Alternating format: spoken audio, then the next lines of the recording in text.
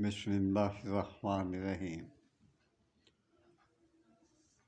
شروع کرتا ہوں اس کے نام سے جو بہت مہربان ہے، دو جہانوں کا مالک اور سب کو رزق عطا کرتا ہے، سب کو موت دینے والا، رزق دینے والا، عزت دینے والا، ذلت دینے والا۔ میرا آج حکمت کے بارے میں کوئی موڈ نہیں ہے۔ مجھے آپ کوئی بھی ایسا کوئی عالم دین یا کوئی اچھا انسان جس کا ذہن اس بات کو تسلیم کر لے کہ کوئی تو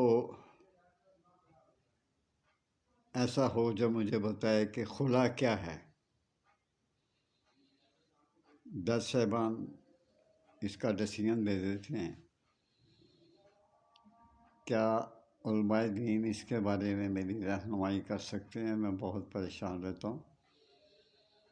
یہ خلا کیا چیز ہے؟ اس کے بارے میں کسی کے پاس کوئی ثبوت ہے کہ قرآن پاک میں اس کے بارے میں لکھا ہو؟ سورۃ بقرہ کا پہلے آپ اچھی طرح اس کی اسٹڈی کر لیں، پھر مجھے عام آدمی اپنی رائے سے آگاہ کرے۔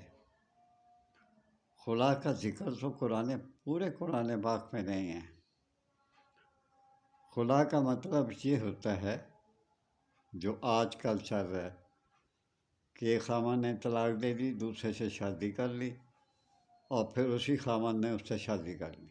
واہ، صدقے جاؤں، آپ نے تو سورۃ بقرہ کو بھی نعوذ باللہ چھوڑ دیا۔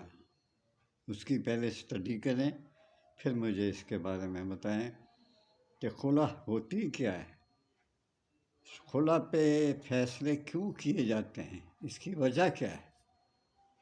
اگر جو فیصلے دیتے ہیں اگر وہ تھوڑی سی مہربانی کریں، میری رہنمائی کریں، میری ذہنی ٹینشن دور کر دیں، تو یہ بتائیں خلا کیا ہے، کس بیس پہ آپ خلا پہ طلاق دلواتے ہیں، دو جوڑوں کو جدا کرتے ہیں، جبکہ اللہ تعالیٰ طلاق کو بالکل پسند نہیں کرتا۔ اور پھر خلا بھی جدا بھی کر دیا، آگے وہ پھر شادی کر رہی ہے۔ یہ بھی اس کو پتہ نہیں کہ میں نے وہ مرد نے مجھے چھوڑنا ہے کہ نہیں چھوڑنا۔ اس کے بارے میں مجھے آگاہ کریں۔